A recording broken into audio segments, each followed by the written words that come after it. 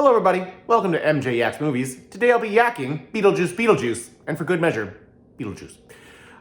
This is a movie that if you have a lot of Halloween merch in your house, if you have a lot of clothing with skulls or black hats on them, then this is definitely a movie for you because this movie is overstuffed with stuff. This is a movie that needs to have been cut down a little bit.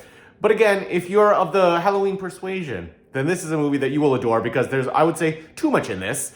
This movie's a little unfocused. It features, once again, Michael Keaton in an outstanding performance with not enough of him as the titular Beetlejuice.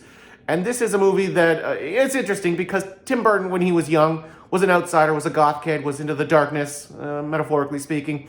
And per another Batman movie, not Tim Burton's, if you live long enough, you go from being the hero to the villain.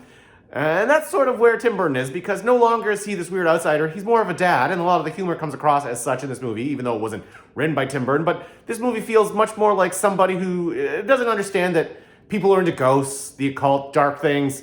People who are that sort of outsider are now much more normalized into society and are not unique, special snowflakes that one does not come across that often. One thing I will say about this movie is that the color palette and the artistic design on this is top-notch.